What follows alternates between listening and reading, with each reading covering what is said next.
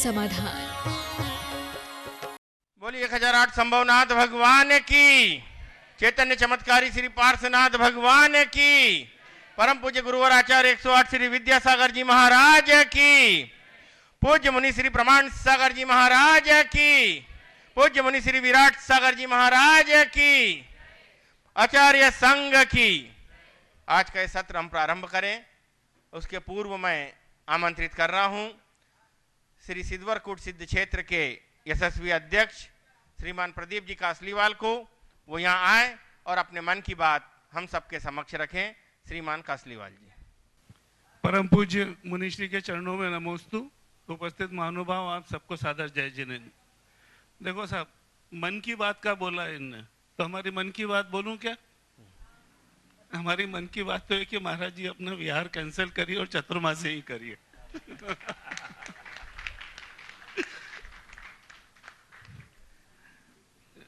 2 महीने कैसे निकले और किस प्रकार से निकले ये हम सब किसी को भी कुछ नहीं कह सकते। इतने पूरे जब से मैं सिद्धवरकूट क्षेत्र में आ रहा हूँ, कई सालों बाद इतने अच्छे आनंद के साथ सबका पूरा कार्यक्रम हुआ, सब कुछ हुआ। मुनिश्री का विशेष आशीर्वाद रहा। हम उनके हृदय से कृतज्ञ हैं कि उनने सिद्धवरकूट सिद्ध क्षेत्र को मौका दिया, यहाँ के सभी ट्रस्टियों को और सभी कर्मचारियों को मौका दिया कि हम उनकी सेवा यहाँ कर सकें। एक बार और है कि इसके साथ साथ यहाँ पर सारे कार्यक्रम हुए मुनिश्री के सानिध्य में, चाहे वो जनगणना अभियान हो, योग शिविर हो, और ऐसे लगातार शांति धारा रोज सुबह, इस प्रकार के सभी कार्यक्रम, और सब में इतना आनंद आया। और करीब 15,000 यात्री 2 महीने में यहाँ पर आए हैं, बाकायदा नोटेड हैं। ये अपने आप में एक अद्भुत चीज़ है। और मैं हृदय से इस क्षेत्र में शुरू से ये परंपरा रही है कि यहाँ पर जो भोजन होता है वो फ्री नहीं होता है, और ऐसा माना जाता है कि दान के पैसे से भोजन नहीं कराया जाए। यहाँ पे इस बार हमें 2 विशेष दानदाता मिले, श्री विनोद जी काला कलकत्ता और उनका परिवार, और सुभाष जी सांवरिया। उनने पूरा भोजन एक और हैं 2 माह के लिए पूरा उनने भोजन यहाँ पर व्यवस्था करी। उसके लिए भी हम उनका हृदय से आभार व्यक्त करते हैं। हमारे महामंत्री जी विजय जी काला 58 दिन महाराज जी के सिद्धवरकूट प्रवास के समय घर बार पूरा छोड़कर वो यहाँ रहे, और उनने पूरी व्यवस्था संभाली, अच्छी तरह से संभाली, ऐसा मैं सोचता हूँ। और मेरे को लगता है कि महाराज जी भी उन्हें इस प्रकार का विशेष आशीर्वाद देंगे कि ऐसे कार्य ये क्षेत्र के लिए आगे भी कर सके लगातार। ये तो बल्कि हमारा तो है कि यहाँ पर एक हैप्पी होम बुजुर्ग व्यक्तियों के लिए यहाँ निवास स्थान बनाने का कार्य चल रहा है महाराज जी की प्रेरणा से। और मैं सोचता हूँ कि अब जितना समर्पण अभी मुनिश्री के समय हमारे महामंत्री जी का रहा है, उससे ज़्यादा समर्पण आप तो घर बार छोड़ के यहीं आ जाओ। आश्रम नहीं, अभी तो नहीं। खैर, मैं सभी की तरफ से, सारे ट्रस्ट कमेटी की तरफ से, सबकी तरफ से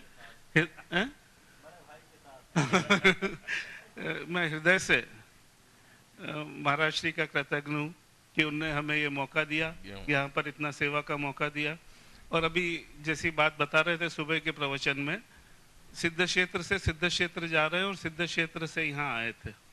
अब हमारा पुनः निवेदन है कि सिद्ध क्षेत्र से आप यहाँ आए थे, सिद्ध क्षेत्र से सिद्ध क्षेत्र जा रहे हैं, तो ये कड़ी टूटना नहीं चाहिए, वापस इसी सिद्ध क्षेत्र में आपको आना चाहिए।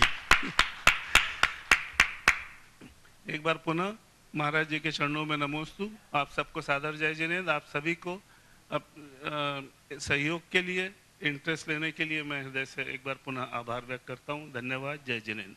बोले विजय जी काला महामंत्री सिद्धवरकूट सिद्ध क्षेत्र। नमोस्तु भगवान, नमोस्तु भगवान, नमोस्तु भगवान। मुझे मेरे जीवन में ये दुर्लभ अवसर पूज्य मुनिश्री के कारण प्राप्त हुआ। मैं जीवन पर्यंत उनके आभारी रहूंगा। नमोस्तु भगवान। बहुत बहुत धन्यवाद। शंका समाधान का ये सत्र हम प्रारंभ कर रहे हैं एक छोटी सी भूमिका के साथ। बंधुओं, पूज्य मुनिश्री के चरण सिद्धत्व की यात्रा की ओर सिद्धवरकूट से सिद्ध क्षेत्र 52 गजा संभवनाथ भगवान के दरबार से आदिनाथ भगवान के चरणों की ओर बढ़ने के लिए तैयार हैं। तो आज हम चर्चा करेंगे ऐसे ही आदि तीर्थंकर आदिनाथ प्रभु की। प्रथम सलाह का पुरुष तीर्थंकर ऋषभनाथ काल के एक ऐसे सुदूर छोर पर हैं जहां मनुष्यता का सूर्य क्षितिज पर उठ रहा है। वे कब हुए, इतिहास की भाषा में इसे जानना असंभव है, किंतु इतना अवश्य है कि उनका उल्लेख जैन पुराणों के अतिरिक्त अन्यत्र अनेक ग्रंथों में भी बड़े गौरव के साथ हुआ है। ऋग्वेद, श्रीमद् भागवत इत्यादि में भी ऋषभनाथ के विशद वर्णन आए हैं। वे सर्वपूज्य और सर्वसम्मत हैं, उनको लेकर कोई बहस नहीं है। वे योगेश्वर हैं, प्रागार्य हैं और वेद पूर्व हैं, वेदों में हैं, वेदातीत हैं। वे योगेश्वर हैं, प्रागार्य हैं, वेद पूर्व हैं, वेदों में हैं, वेदातीत हैं। मोहनजोदड़ो के अवशेषों में उनको लेकर स्पष्ट प्रमाण मिले हैं। ऋषभनाथ योग में निष्णात थे, तो उन्होंने योग की परंपराओं का निर्धारण किया था। वातरसना, केसी इत्यादि मुनियों के वर्णन इतने प्राचीन है कि श्रामण्य चिंतन को स्वयं एक स्वतंत्र और मौलिक मान्यता मिल गई है। ऋषभनाथ ने जैन धर्म का प्रवर्तन किया। वैसे जैन धर्म उतना ही प्राचीन है जितने 6 द्रव्य। प्रथम तीर्थंकर ऋषभनाथ ने आध्यात्मिक चिंतन के खजाने को सार्वजनिक रूप में उपलब्ध किया। वे आत्म साक्षात्कार की कला के सर्वप्रथम मर्मज्ञ थे। 14वें कुलकर नाभिराय के पुत्र भरत को राज्य सौंपकर वे वातरसना मुनियों को कोटि में चले आए। उन्होंने दिशाओं को ओढ़ लिया और शरीर को भी वस्त्र से अधिक कभी नहीं माना। वे अहिंसा और अपरिग्रह वृत्ति के जीवंत तीर्थ की भांति दिग दिगंत में भ्रमण करते रहे। उन्होंने आरंभ में ही प्रजा को असीम कृषि, विद्या, वाणिज्य और शिल्प के सूत्र वाक्य कार्य योजना प्रदान की। इस प्रकार मनुष्य को मनुष्य बनाने, उसे भोग से पुरुषार्थ और कर्म की ओर ले जाने का श्रेय ऋषभनाथ को ही है। इसी कारण उन्हें आदिनाथ और आचार्य श्री जी उन्हें विश्वनाथ कहा जाता है। इनके बाद 23 तीर्थंकरों ने भी ऋषभ प्रणीत धर्म चक्र को गति दी। ये उसे सामयिक और युगानुरूप बनाए रहने का दायित्व निभाते रहे और वर्तमान पंचम काल में भी यह चक्र आचार्य श्री विद्यासागर जी महामुनिराज और उनकी परंपरा के पूज्य मुनि श्री प्रमाण सागर जी सहित जैसे संतों के माध्यम से घूम रहा है, गतिमान है। तो आइए ऐसे ही गतिमान चरणों में अर्चना करते हुए, नमन करते हुए यहाँ पर उपस्थित सभी भव्य जनों, पारस चैनल, जिनवाणी चैनल और प्रामाणिक ऐप के माध्यम से इस लोकप्रिय कार्यक्रम संकट समाधान से जुड़े सभी जनों का मैं सुनील जैन सनावत हार्दिक अभिनंदन करते हुए आप सभी को एक तान कर रहा हूं पूज्य मुनि की इस मधुर वाणी में आओज के संगीत से इस सामूहिक आशीर्वाद ग्रहण के द्वारा। हे गुरुदेव, नमोस्तु नमोस्तु नमोस्तु। गुरुदेव, आपके आशीर्वाद और आज्ञा से संकट समाधान का यह सत्र प्रारंभ कर रहा हूं। सर्वप्रथम आमंत्रित कर रहा हूं श्रीमान आशीष जी, नम्रता जी जैन, ट्रस्टी गुणायतन, NHDC सिद्धवरकुट। साथ में आ जाएं, अग्रणी अरिंजय सब सपरिवार साथ में हो जाएं। नमोस्तु महाराज श्री, नमोस्तु नमोस्तु नमोस्तु। महाराज श्री, इस अमृत वर्षा काल के 2 माह कैसे निकल गए पता ही नहीं चला, लेकिन ये हमारी स्मृति पटल पर चिरस्थायी, अमिट और अमर हैं। महाराज श्री, आपके यहाँ से मंगल प्रवास की जो बेला आई है, मैंने अपने हृदय की गहराइयों से कुछ शब्द लिखे हैं, मैं कहना चाहूँगा। अप्रैल मई जून की इस भीषण गर्मी में, अप्रैल मई जून की इस भीषण गर्मी में अपनी शीतल छाया में अमृत की बूंदों से, अपनी शीतल छाया में अमृत की बूंदों से बियावान इस जंगल में जीवन संचारित कर, बियावान इस जंगल में जीवन संचारित कर आप क्यों चल पड़े?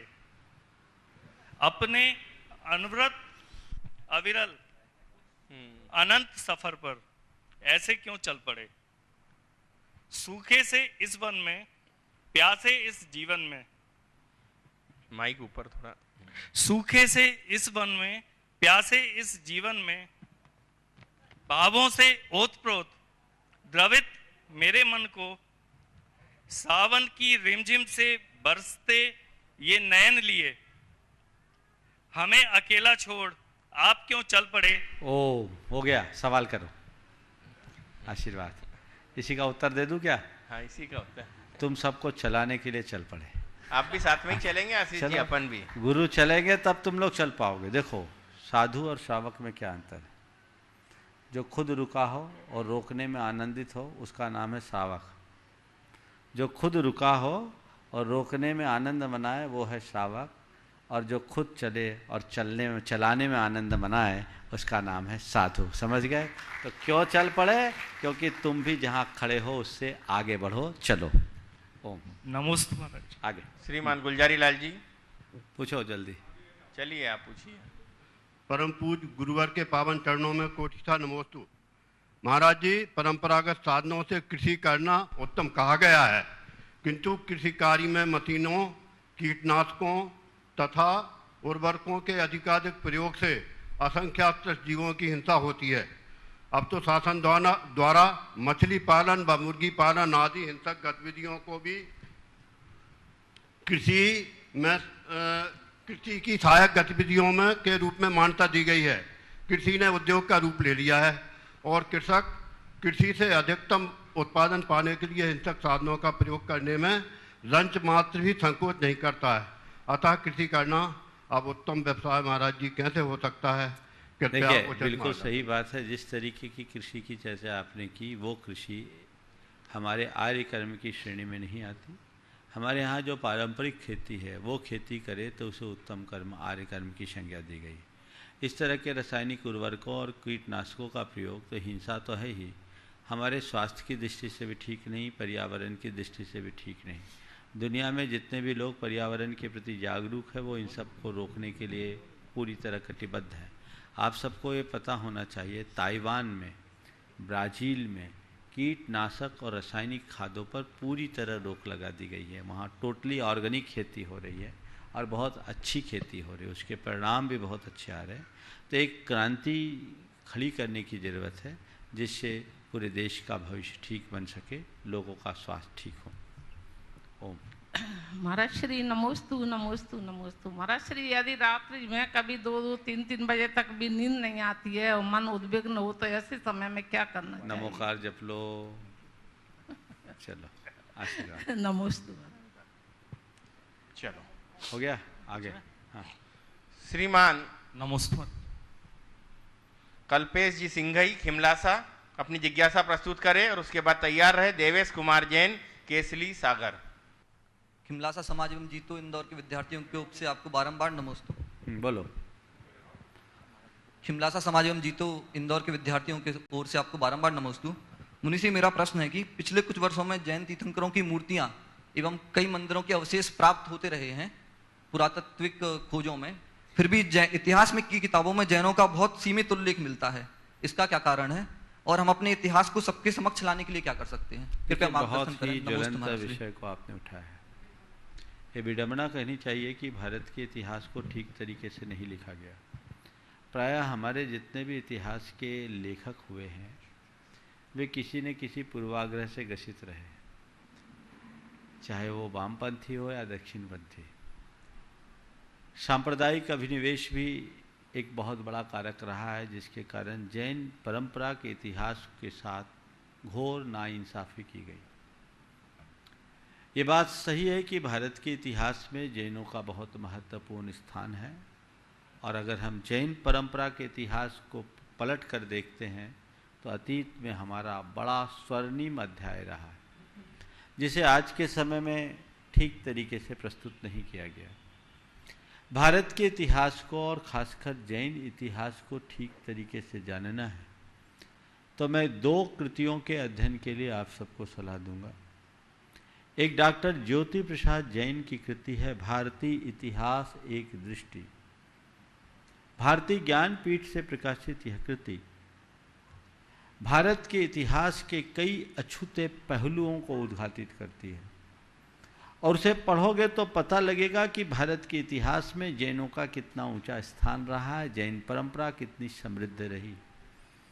आज भी पुरावशेष जितने हमें उपलब्ध होते हैं वो इस बात के प्रमाण हैं कि प्राचीन काल में जैन संस्कृति अत्यंत समृद्ध संस्कृति रही और भारत में उनका बहुत बाहुल्य रहा। न केवल बाहुल्य अपितु उनकी प्रतिष्ठा भी रही। इसके साथ ही डॉक्टर कैलाश चंद जैन, केसी जैन, उज्जैन के हैं, उन्होंने भी जैन धर्म के इतिहास को 3 भागों में लिखा है जो अभी अभी प्रकाशित हुई। वह कृति भी अनूठी कृति है।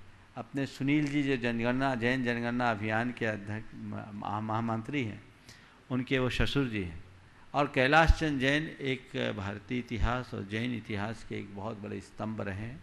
उज्जैन विश्वविद्यालय में वो अध्यापन कराते थे। उन्होंने कई ऐसी बातों को रेखांकित किया है, हमें उसे ठीक तरीके से पढ़ने की ज़रूरत है और उसे लोगों तक पहुंचाने की ज़रूरत है ताकि हम वास्तविकता से लोगों को अवगत करा सकें। देवेश कुमार जैन, केसली सागर, और उसके बाद तैयार रहें श्रीमती सुनंदा जी गोधा अंजड़। नमोस्तु मैं राजश्री, मेरा नाम देवेश कुमार, केसली समाज और जीतो परिवार की ओर से आपको बारंबार नमोस्तु। मैं राजश्री, मेरा प्रश्न यह है कि इतिहास की पुस्तकों में जैन धर्म को सांख्य दर्शन पर आधारित माना जाता है, यह बात कहां तक सही है? कृपया मार्गदर्शन कीजिए। नितांत भ्रामक है। अगर ऐसा कहीं किसी इतिहास की पुस्तक में लिखा है तो हमें उसे तथ्यात्मक तरीके से प्रतिवाद करना चाहिए। ये आज की पुस्तकों में लिखा जाने लगा है। जैन दर्शन सांख्य दर्शन पर आधारित नहीं है। जैन दर्शन भारत का एक मौलिक दर्शन है। भारतीय दर्शनों में, षट दर्शनों में जैन दर्शन का शुरू से महत्वपूर्ण स्थान रहा है और भारत की संस्कृति ही मुख्य रूप से दो धारा में विभाजित रही है, शमन धारा और वैदिक धारा। सांख्य आदि जितने भी दर्शन हैं वो वैदिक धारा का प्रतिनिधित्व करते हैं, पर जैन दर्शन शमन धारा का प्रतिनिधित्व करता है। और इतना ही नहीं, ये इस बात को प्रमाणित भी करता है कि जैन धर्म भारत का प्राचीनतम धर्म है। अनेक प्राच्य और पाश्चात्य विद्वानों ने इस बात को पूरी तरह से प्रमाणित कर दिया कि सांख्य दर्शन के उत्पत्ति के काफ़ी पूर्व जैन दर्शन अपने अस्तित्व में आ चुका था। हड़प्पा मोहनजोदड़ो के उत्खनन से प्राप्त अवशेष इस बात के सबल प्रमाण हैं। प्रोफेसर रामचंद्र प्रसाद चंद्रा, जो उस समय के डायरेक्टर जनरल थे आर्कोलॉजिकल सर्वे ऑफ इंडिया के, उन्होंने अपने शोध ग्रंथ सिंध 5000 अगो, इसमें बहुत अच्छे तरीके से लिखा है कि सिंधु घाटी हड़प्पा की सभ्यता में जो अवशेष मिले हैं वो स्पष्टतया जैन हैं और उसमें भगवान ऋषभदेव के चिन्ह बैल भी मिले हैं। फलक संख्या FGH 449 इस बात का प्रमाण है। इसके ही साथ हड़प्पा से भी कुछ ऐसे अवशेष मिले हैं। एक नग्न मानव धड़ मिला जिसके हाथ नहीं, सिर नहीं, पैर नहीं, बीच का जो हिस्सा है वो पूरी तरह से दिगंबरत्व को प्रकट करता है। प्रोफेसर डॉक्टर TN रामचंद्रन, जिन्होंने अपनी शोध कृति हड़प्पा एंड जैनिज्म में इस बात को स्पष्टतया लिखा कि ये मूर्ति जैन मूर्ति है और इस आधार पर इस बात को प्रमाणित किया गया कि सिंधु घाटी की सभ्यता में जैन धर्म फलता फूलता था और उस काल में जैन लोग मूर्ति पूजा भी किया करते थे। ये इस बात का प्रमाण है और इसी के आधार पर अनेक विद्वानों ने अपनी सम्मति इस बात पर दी है। मैंने अपनी कृति जैन धर्म और दर्शन में इस बात पर विस्तार से प्रकाश डाला है, आप लोगों को उसमें देखना चाहिए और अनेक प्राच्य और पाश्चात्य विद्वानों के अभिमत भी उसमें उल्लेखित किए हैं। ये इस बात का प्रमाण है कि जैन धर्म प्राग वैदिक है। वैदिक आर्यों के भारत आगमन के पहले से ही जैन धर्म भारत में फैल चुका था। ये इस बात को मानते हैं, तो हमें उसे समझना चाहिए और उसको ठीक तरीके से उन तक पहुंचाने की कोशिश करनी चाहिए। बहुत सारे विद्वानों ने, मैं अभी नाम लूँ तो बहुत लंबा समय लगेगा, लेकिन कुछ का उल्लेख मैं जरूर करना चाहता हूँ। डॉक्टर राधा कुमोद मुखर्जी ने अपनी कृति हिंदू सभ्यता में इस बात का उल्लेख लिखा कि जैन धर्म का अस्तित्व ताम्रकालीन शैव धर्म से भी पुराना है। प्रोफेसर जयशंकर प्रसाद, डॉक्टर जयशंकर प्रसाद, भारतीय संस्कृति के 4 अध्याय जो कवि भी रहे हैं, उन्होंने रामधारी सिंह दिनकर संस्कृति के 4 अध्याय में इस बात का उल्लेख किया। डॉक्टर राधा कृष्णन ने इस बात का उल्लेख किया कि जैन परंपरा वेदोल्लिखित होने पर भी वेद पूर्व है।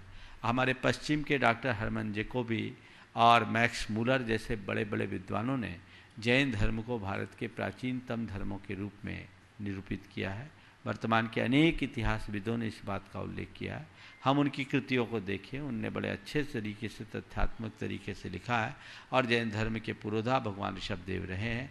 ऋषभदेव का ऋग्वेद की 141 ऋचाओं में स्तुति परक उल्लेख है, जिस बात का प्रमाण है कि वेद युग के पहले ऋषभदेव का अस्तित्व था और वो इतने सम्माननीय थे कि वैदिक ऋषियों ने सम्मान के साथ उन्हें अपने वेदों में स्थान दिया। तो ये चीज़ें जो भी बातें कही जाती है कि सांख्य दर्शन से जैन दर्शन निकला है, ये बात ठीक नहीं है। हाँ, ये कहा जा सकता है कि सांख्य दर्शन में जैन दर्शन की छाया है, क्योंकि जैनों का जो निश्चयवाद है वो सांख्य दर्शन में देखने को मिल सकता है। जैन दर्शन एकांतवादी है और भारत का प्राचीनतम धर्म। श्रुत जैन सुनंदा जी गोदा उपलब्ध है? नहीं है। श्रुत जैन ललितपुर और तैयार रहे निधि जैन ललितपुर। और बच्चों के साथ कोई ललितपुर से आया तो वो भी साथ में खड़े हो जाएं। जीतो वाले नमोस्तु महाराज जी, नमोस्तु महाराज जी, नमोस्तु महाराज जी। मैं श्रुत जैन ललितपुर का निवासी हूँ। मेरा प्रश्न ये है कि स्कूल की पढ़ाई के साथ साथ हम धर्म और गुरुओं से कैसे जुड़ें और अपना मन अच्छे से पढ़ाई में कैसे लगाएं। बहुत अच्छा सवाल किया है। स्कूल की पढ़ाई के साथ साथ धर्म और गुरुओं के साथ कैसे जुड़ें। सबसे पहली बात, स्कूल की अपनी टाइमिंग है, उस टाइम पे स्कूल जाओ। गुरुजन यदि हमारे यहाँ हैं तो सुबह से शाम तक में कोई समय निकाल करके उनके दर्शन के लिए जाओ, उनके बंधन के लिए जाओ। और कितनी भी व्यस्तता है, अपना समय निकाल कर कम से कम एक बार मंदिर जाओ, भगवान का नाम लो। बहुत दूर हो तो ज़्यादा धर्म नहीं कर सकते तो कम से कम अधर्म ना करो, यही तुम लोगों का धर्म है। और गुरुओं के पास नियमित जाना संभव नहीं, यदि नियमित सानिध्य नहीं मिलता तो अपने माँ बाप से कहो छुट्टियों के दिनों में हमें गुरुओं के पास ले जाओ, उनके पास कुछ दिन समय बिताने का अवसर दो, ताकि हम उनके पास से अच्छी प्रेरणा पा सकें, संस्कार पा सकें और अपने जीवन को अच्छा बना सकें। नमोस्तु महाराज। सम्यक जैन जबलपुर, आप भी साथ में पूछ लें। और निधि जैन ललितपुर। मुनि श्री को कोटि कोटि नमोस्तु।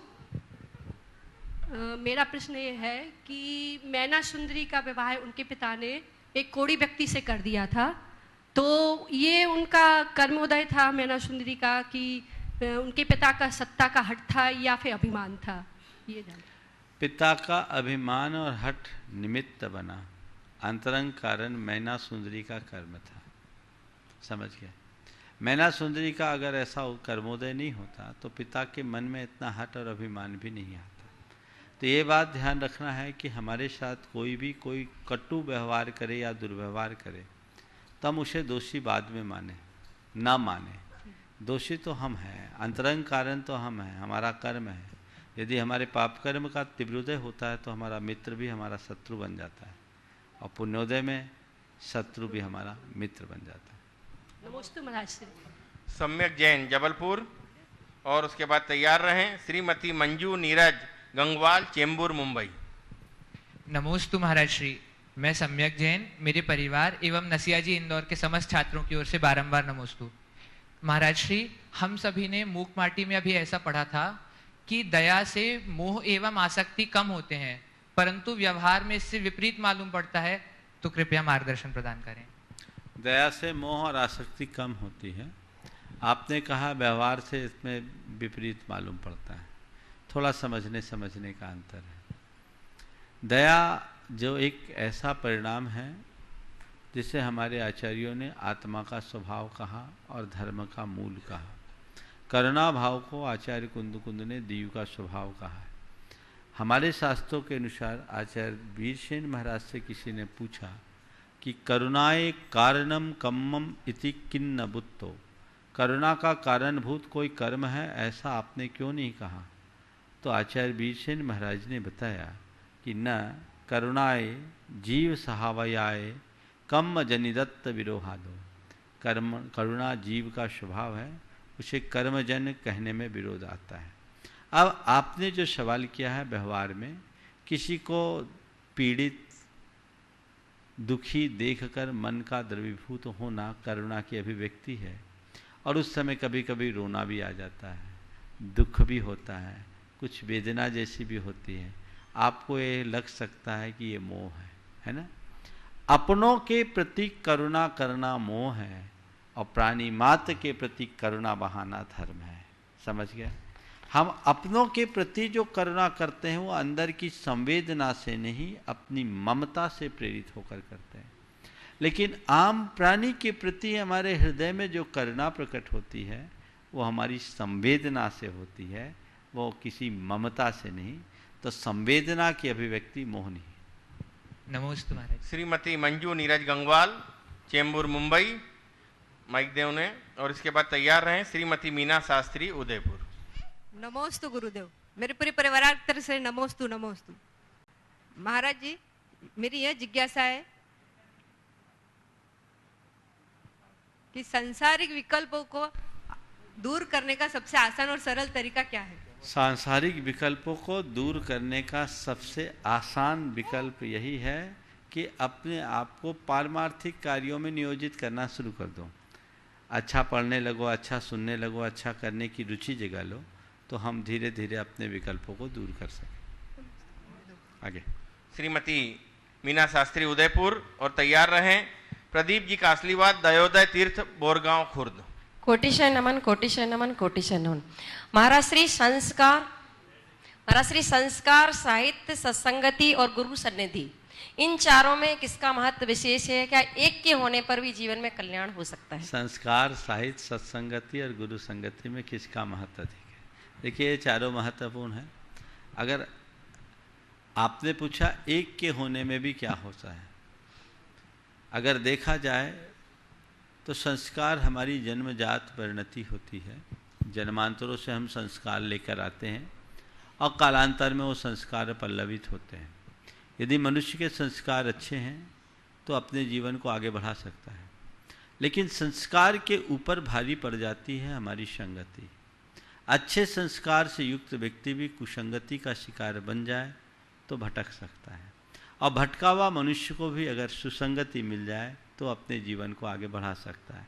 सत्संगति इसलिए महत्वपूर्ण मानी गई है, लेकिन उसमें भी गुरु संगति मनुष्य के हृदय में आमूल चूल परिवर्तन ला देती है।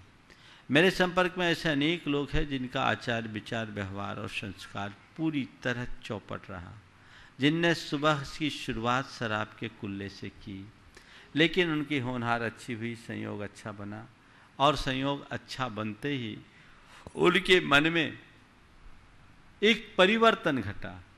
जो व्यक्ति कभी सुबह का कुल्ला शराब से करते थे, सत्संगति में, गुरु संगति में आने के बाद इतना बड़ा बदलाव हुआ कि आज वो 7 प्रतिमा का पालन कर रहे हैं। ये परिवर्तन है। तो अगर तुमने गुरु की शरण पाली तो वह जीवन में एक पल में बहुत बड़ा परिवर्तन घटित कर सकता है। श्रीमान प्रदीप जी का आशीर्वाद, सेवादार, दयोदय तीर्थ, बोरगांव, खुर्द। और तैयार रहें चिदेश जैन और चारमी जैन, के चरणों में बारंबार नमोस्तु नमोस्तु। दयोदय परिवार आपका सानिध्य पाने के लिए बेसब्री से इंतजार कर रहा है। हमें उम्मीद है कि अति शीघ्र आपका सानिध्य मिलेगा। गुरुदेव, हम जैनेतर समाज में सत्संग करने जाते हैं तो वहाँ भावना योग के माध्यम से हम उनको किस तरह से संबोधन कर सकते हैं? मार्गदर्शन। भावना योग एक संप्रदायातीत साधना है। भावना योग की जो प्रक्रिया है आप उन्हें सुनाएं, उसी शब्दावली को, उसकी रिकॉर्डिंग आपके पास है, उन्हें बिठाल दें, आगे पीछे उसकी जो महिमा है उन्हें बता दें, और उन्हें कहें कि जो यहाँ कहा जा रहा है आप उन सब का अनुभव करो, उसे बोलना शुरू करो, दोहराना शुरू करो, तो वो उनके जीवन में बहुत बड़े परिवर्तन का कारण बनेगा। और ऐसा करना चाहिए, साथ में मंगल भावना भी गाना चाहिए। नमस्ते गुरुदेव। नमस्ते। चिदेश जैन, चारमी जैन, दोनों बच्चे साथ में आ जाएं, इंदौर। और उसके बाद तैयार रहें श्रीमती कल्पना बुखारिया, टीकमगढ़। गुरुजी के चरणों में बारंबार नमोस्तु नमोस्तु नमोस्तु। गुरुजी, मेरा आज का यह प्रश्न है कि मैं मंदिर जी में दान करता हूँ, लेकिन मेरे मन में यह ख्याल आता है कि अगर मैं सड़क में जो गरीब लोग दान मांगते हैं उन्हें ध्यान देना चाहिए कि मंदिर जी में दान? तो मंदिर के लिए जा रहे और कोई गरीब रोता बिलखता दिख जाए तो उसे दान दे दो, कोई मना नहीं है, ठीक है। लेकिन मंदिर में दान देने का भाव मत छोड़ो। मंदिर में दान देते रहोगे तो आगे दान देने की सामर्थ्य बढ़ते रहे। नमोस्तु। चलो, चारमी इंदौर। और इसके बाद तैयार रहे श्रीमती कल्पना बुखारिया, टीकमगढ़। गुरुजी के चरणों में बारंबार नमोस्तु नमोस्तु नमोस्तु। महाराज जी, मैंने इसी साल 10वीं पास की है, उसके लिए मैंने खूब मेहनत भी की थी और 90% अबव की भी एक्सपेक्टेशन थी, पर 80% अबव आए थे, और इसका कारण था कि मैं फोकस अच्छे से नहीं हो पाया था। तो मेरे मन को एकाग्रित करने के लिए कृपया सलाह दीजिए। सबसे पहला काम तो ये करो कि नंबर और रैंक लाने की मेंटालिटी ख़त्म करो। ये बहुत बड़ा प्रेशर रहता है माँ बाप का बच्चों पर, और बच्चे भी इस एक्सपेक्टेशन के कारण बड़े टेंशन में रहते हैं, प्रेशर में रहते हैं। ये एकदम दिमाग के ऊपर बोझ डालना है। अध्ययन करने का मतलब है सीखना, समझना, जानना, न कि नंबर लाना। ये एक बहुत बड़ा यथार्थ है कि ज़्यादातर रैंक होल्डर आगे चल कर के फिसड्डी निकल जाते हैं और एवरेज स्टूडेंट भी बहुत आगे बढ़ जाते हैं। इसलिए ये मानसिकता बदल जानी चाहिए, खासकर माँ बाप की, माँ बाप में भी माँ की। माँ बच्चों पर ज़्यादा प्रेशर देती है, ये पूरा का पूरा सर्वे का रिपोर्ट आता है। ओवर एक्सपेक्टेशन के दुष्परिणाम भी निकलते हैं। इसका ये परिणाम है कि 95-96% मार्क्स लाने वाले बच्चे भी सुसाइड कर रहे हैं। तो बच्चों के ऊपर इतना दबाव मत डालिए। और रैंक कोई बहुत ज़्यादा स्थान नहीं रखती, समझ गए। एक बच्चे का रिजल्ट निकला 34% मार्क्स आया, बड़ा खुश दिख रहा था। 34% मार्क्स ला करके खुश दिखा तो लोगों ने कहा क्या बात है, तू 34% मार्क्स ला करके इतना खुश है, टॉपर ने तो 99% मार्क्स लिया, 99.9%, तो इतना खुश 34%। बोला इसीलिए तो खुश हूँ कि 99.9% वाला भी उसी क्लास में बैठेगा जिसमें मैं 34% ला करके बैठूँ। आगे तो क्लास वही है। बात सोचने की है। ये प्रेशर बिल्कुल मत दो, अपना कोर्स कंप्लीट करो। दूसरी आदतों से बचो, खोटी संगति और गलत आदत। माँ बाप को बच्चों को इनके प्रति सावधान रखना चाहिए। सोशल मीडिया का कम से कम उपयोग करो, इनसे अपने आप को दूर रखो। पढ़ाई लिखाई पर ध्यान दो और खेलो तो फिजिकल गेम ज़्यादा खेलो जो हमारे तन को और मन को अच्छा बनाए। फोकस अपने आप बनेगा और ये सब चीज़ें वक्त पर काम में आ जाती है, इसलिए बहुत ज़्यादा सोचने की बात नहीं। श्रीमान कैलाश चंद जी जैन सनावद, पूज्य मुनि प्रयोग सागर जी के गृहस्थ अवस्था के ताऊ जी, और इसके बाद तैयार रहें श्रीमती रेसू जैन इंदौर। नमोस्तु महाराज जी, नमोस्तु महाराज जी, नमोस्तु महाराज जी। मेरी सारी जिंदगी साधुओं के साथ रहने के बाद भी मेरी इच्छाओं का शमन क्यों नहीं होता है? सारी जिंदगी साधुओं के साथ रहने के बाद भी इच्छाओं का शमन क्यों नहीं रहता? देखो, साथ दो तरह का रहा जाता है, एक है फिजिकली और एक है केमिकली। बात को समझना, बुरा मत मानना बाबा। नहीं महाराज। फिजिकली और केमिकली। फिजिकली यानी साथ रहना और केमिकली यानी एकदम घुल मिल जाना। दोनों में अंतर क्या है? तेल और पानी का जो साथ है ना, वो फिजिकल है। पानी और तेल दोनों साथ रहते हैं, लेकिन तेल पानी में घुलता नहीं है, न पानी को अपने में घुलने देता है। दोनों अलग अलग है, ये फिजिकल है। लेकिन केमिकल दूध और पानी का है। पानी दूध में मिल जाता है, दूध पानी में मिल जाता है। बराबर। अपने मन से पूछो कि मैं मुनियों के साथ केवल तन से रहा कि मन से भी रहा, फिजिकली रहा कि केमिकली भी रहा। अगर हमने अपनी अंतरात्मा को गुरु चरणों में रख दिया हो तो बदले नहीं, ये संभव ही नहीं होता, बदल के रहेगा। अब भी समय है, अपनी इच्छाओं को निर्मल बनाने के लिए चेतना को जगाओ। और अब तो जीवन के आखिरी पायदान पर पहुंच गए हो, अब नहीं जागे तो कब जागोगे? ये आप ही नहीं, आपने ईमानदारी से सवाल किया, इसके लिए मैं आपको साधुवाद देता हूँ कि ऐसे लोग बोल नहीं पाते। बोलते मन है, मन बड़ा विचित्र होता है। एक बार एक 80 साल के बाबा जी ने मुझसे सवाल किया कि महाराज, एकांत में भरी आंखों से कहा, महाराज क्या बताऊं, भगवान के दर्शन करते करते भी किसी युवती पर नजर पड़ जाए तो मन में विकार आ जाता है, मैं क्या करूं? मन है, मन बहुत खराब है। 80 वर्ष की उम्र में भी उनके अंदर ये बात थी। तो हम अपने मन को मोड़े, साधना करें, केवल धर्म की क्रिया न करें, अपने जीवन को बदलने का संकल्प करें। श्रीमती नमोस्तु महाराज रेसू जैन इंदौर, और तैयार रहे श्रीमती सुनीता जैन सिवनी। महाराज जी के चरणों में बारंबार नमोस्तु। महाराज जी, जैसे भी आपने बताया, मेरी बेटी ने क्वेश्चन किया था, उसी के रिलेटेड मैं भी अपना क्वेश्चन रख रही हूँ आपके सामने कि महाराज जी, इन लोग के पास नॉलेज तो बहुत है और ये लोग, इनके पास प्रैक्टिकल नॉलेज बिल्कुल नहीं है। कभी हम उनसे शेयर भी करते हैं अपने अनुभव कि आप ऐसा कर लीजिए, तो ये सोचते हैं कर लेंगे हम, आपको क्या, हम अपने हिसाब से कर लेंगे। ये क्या जनरेशन गैप है या हमें ये आज का ट्रेंड ही ऐसा बन गया है। पुराने ज़माने में किताब कम पढ़ते थे, दुनिया से ज़्यादा सीखते थे। अब लोगों को किताबों का कीड़ा इस प्रकार बना दिया गया है कि बाकी प्रैक्टिकल कुछ ज्ञान ही नहीं, तो बड़ा विचित्र सा हाल हो जाता है। चाहिए यही, और आप लोग भी बार बार प्रेशर, अच्छा नंबर अच्छा नंबर अच्छा नंबर, तो उधर ही ध्यान जाएगा। हमें सब चीज़ें जो जीवन के लिए व्यवहारिक रूप से जरूरी है उस पर ध्यान देना चाहिए। तो महाराज जी इनको इनके भरोसे छोड़ना चाहिए? नहीं, इनके साथ रखना चाहिए। इनके भरोसे नहीं छोड़ना चाहिए, इन पर भरोसा करना चाहिए। श्रीमती सुनीता जैन सिवनी, और तैयार रहे श्रीमती सुधा जी विजय जी काला। नमोस्तु महाराज जी, नमोस्तु महाराज जी। महाराज जी, आपने एक बार प्रवचन में बताया था कि दुख को पीना सीखिए, सुख को बांटना सीखिए, लेकिन अगर दुख हद से बढ़ जाए तो उसके लिए क्या करें? एक सूत्र रखो, जो विष पीता वो शंकर बनता है। समझ गए? और मेरा दुख है कितना ही हो, पीना तो मुझे ही पड़ेगा ना, कोई दूसरा नहीं पी सकता। तो अपने अंदर वो क्षमता लाइए, विष को पीने की ताकत जगाइए, विष को पचाने की ताकत जगाइए।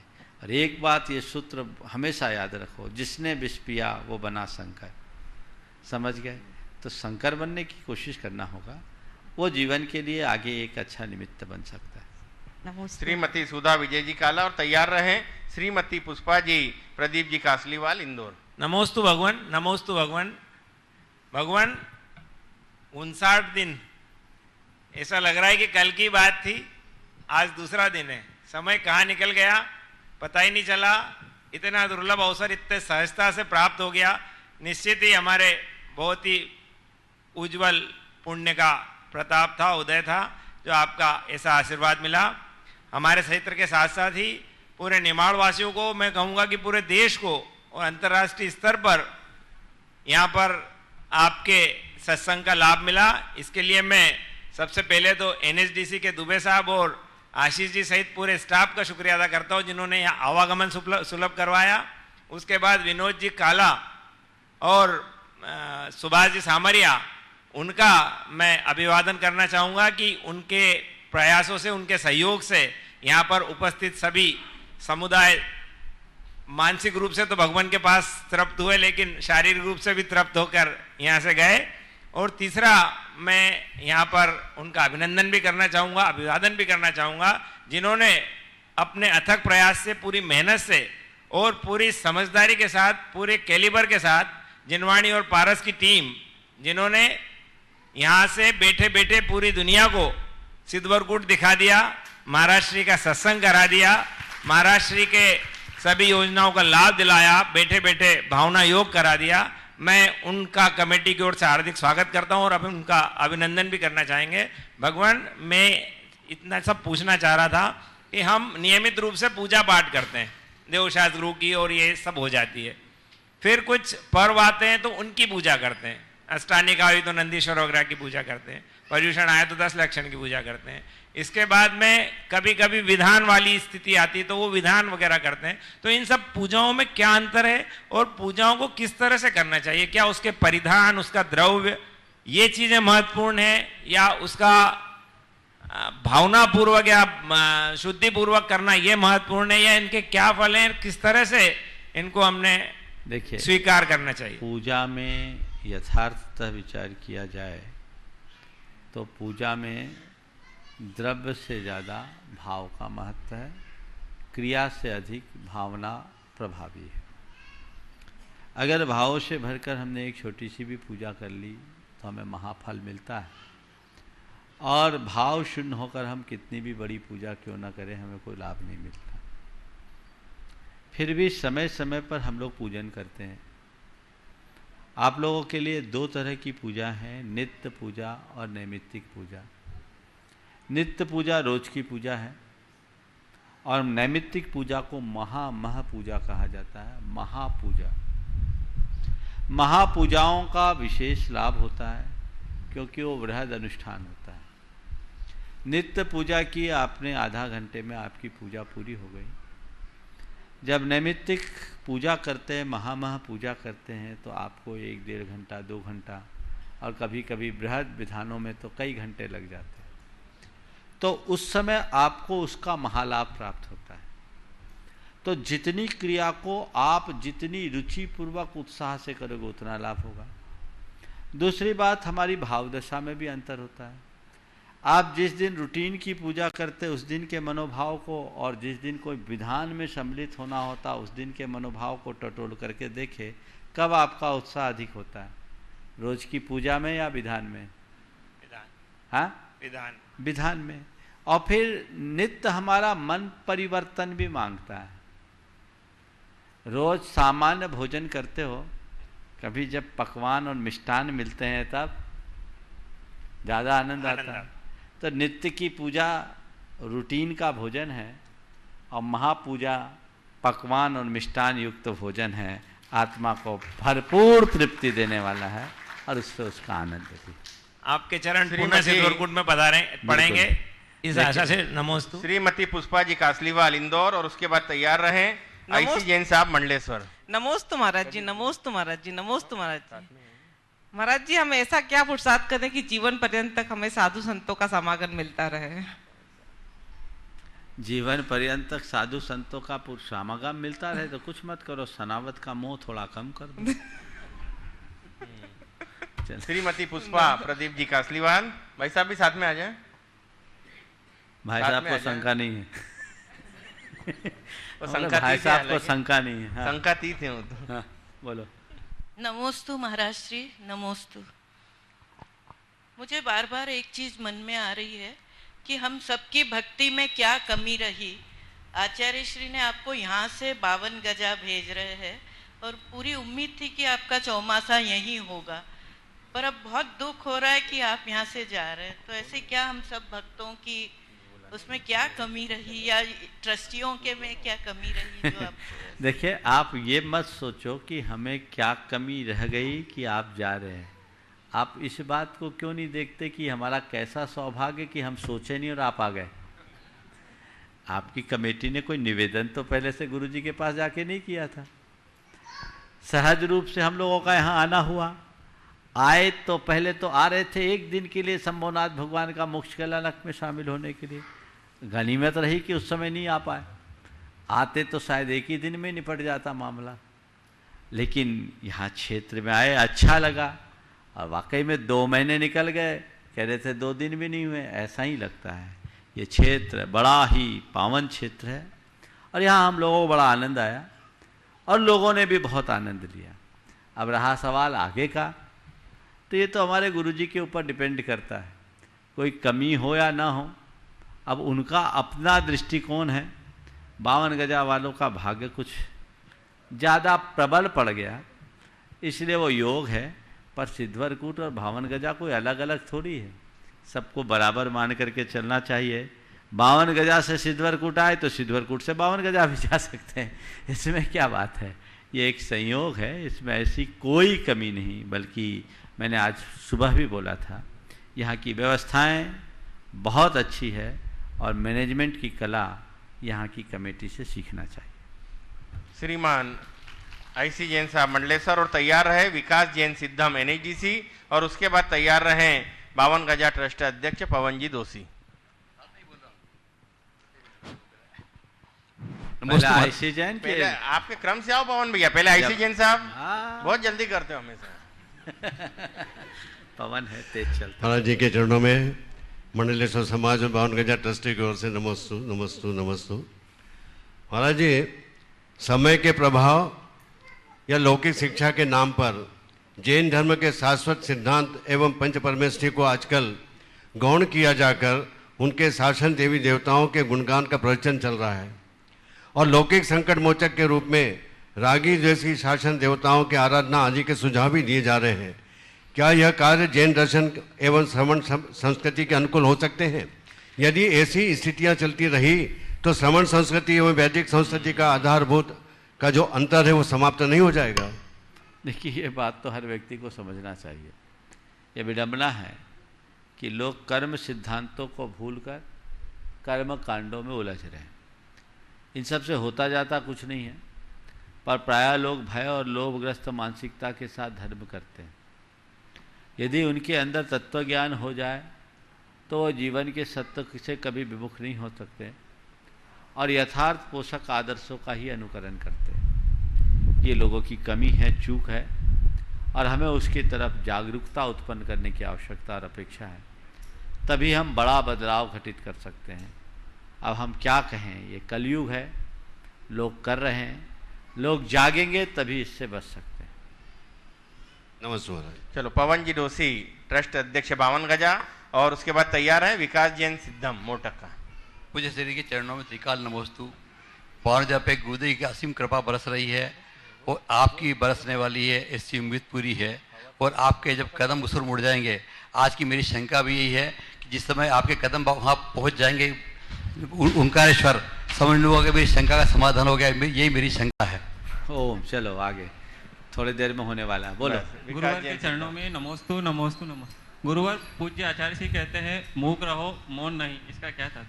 मूक रहो मौन नहीं, मूक रहो मौन नहीं। देखिए, मौन में भी व्यक्ति वाचाल हो जाता है। मूक यानी अंदर से बोलने की इच्छा ही समाप्त हो जाए।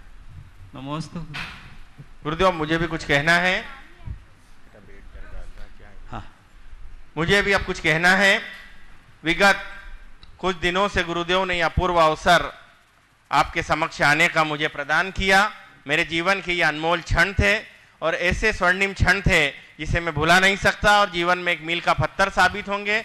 इसके लिए मैं गुरुदेव का अत्यंत आभारी हूँ, उनके इस वात्सल्य और प्रेम का, और मेरी अनाचारता से, बोलने से या कुछ भी मन वचन काय की चंचलता से कुछ भी यदि गलती हुई हो तो उसके लिए मैं हृदय से क्षमा प्रार्थी हूँ।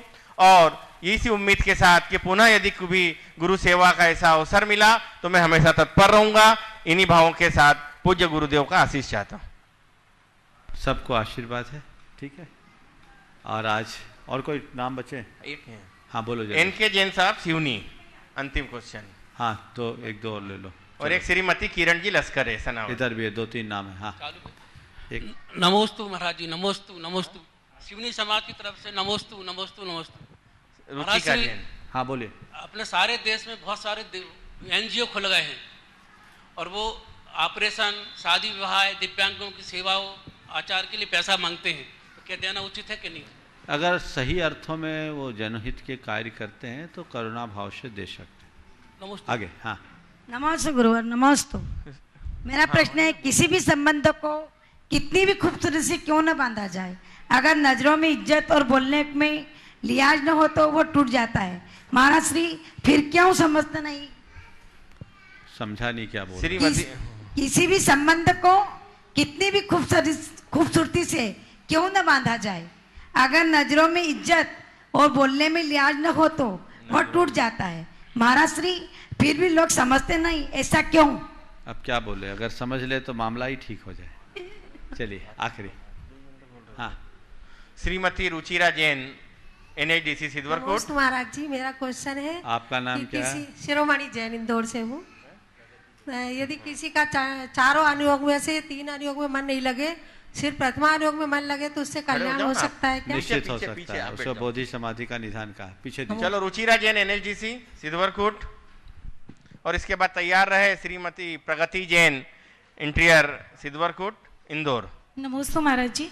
महाराज जी, ये प्रश्न मेरी सासू माँ का है, वो पूछना चाह रही थी पर पूछ नहीं पाई। महाराज जी, जब हम विधान करते हैं या पूजन करते हैं उस समय जो लौंग प्रतिष्ठित करते हैं, क्या उनको घर ले जाना उचित है? और अगर ले गए हैं तो क्या उससे कुछ पाप का दोष है? देखिए, जो लौंग हमने निवेदन पूर्वक चढ़ा दिया वो तो नहीं ले जाना चाहिए। कुछ लोग ठोने में रखे हुए लौंग को घर ले जाने की प्रेरणा देते हैं और लोग ले जाते हैं, और उसके पीछे उनका एहतराम हमने चढ़ाया नहीं है।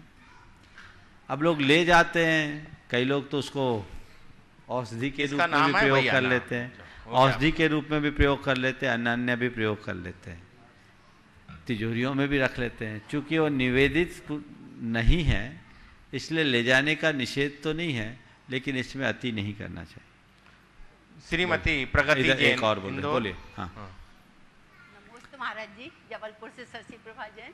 हाँ महाराज जी, राजभवन में पलने वाली सीता का रामचंद्र जी ने निर्दोष होते हुए भी वन में भेजा और अग्नि परीक्षा भी ली। ऐसे कौन से कर्म का उदय था जो जानते भी थे कि वो तो निर्दोष है, फिर भी उन्होंने ऐसा मतलब क्या? देखिए, इस विषय में पुराणों में स्पष्ट उल्लेख नहीं है, पर एक निर्दोष मुनि के प्रति उनके मन में लांछन का भाव आया था। उसका ये परिणाम था कि वो निर्दोष होते हुए भी लांछित हुई। तो ये उसी कर्म से जुड़ा कर्म समझना चाहिए। चलो, श्रीमती प्रगति जैन, इंदौर। नमोस्तु महाराज जी। मेरे मन में एक छोटी सी शंका है। पिछले 12-13 सालों से हम इस क्षेत्र में डिज़ाइनिंग का काम कर रहे हैं और मैं चाहती हूँ कि आगे भी हम ऐसे आपको अवसर मिलते रहें। और आपने 2 माह का अवसर जो यहाँ पे गुजारा, तो मैं चाहती हूँ कि आपकी तरफ से हमको आशीर्वाद भी मिले और कुछ सुझाव मिले कि हम हमारे कार्य को और अच्छा कैसे कर सकते हैं। बहुत अच्छा कार्य आप कर रही हैं, आप ऐसे ही करते रहिए। सुझाव तो सार्वजनिक रूप से देने लायक नहीं है, फिर भी मुझे प्रसन्नता है कि आप बड़ी निष्ठापूर्वक ये कार्य कर रहे हैं। और आपकी तरह हमारे समाज के सभी प्रतिभाएं यदि क्षेत्र और समाज की परियोजनाओं में अपना सर्वश्रेष्ठ देने लगेंगे तो हमारी समाज की चमक और दमक अपने आप बन जाएगी। और आज के इस सत्र को परम पूज्य गुरुदेव के चरणों में नमन अर्पित करते हुए मैं यहीं पर विराम लूँगा। आप सबको पता है आज ये शंका समाधान का सत्र कुछ समय पूर्व हुआ है, अभी हम लोगों को आगे जाना है।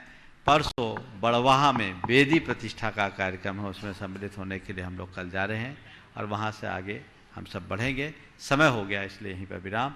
बोलिए परम पूज्य आचार्य गुरुवर श्री विद्यासागर जी महाराज। पूज्य मुनि श्री प्रमाण सागर जी महाराज की, पूज्य मुनि श्री विराट सागर जी महाराज की।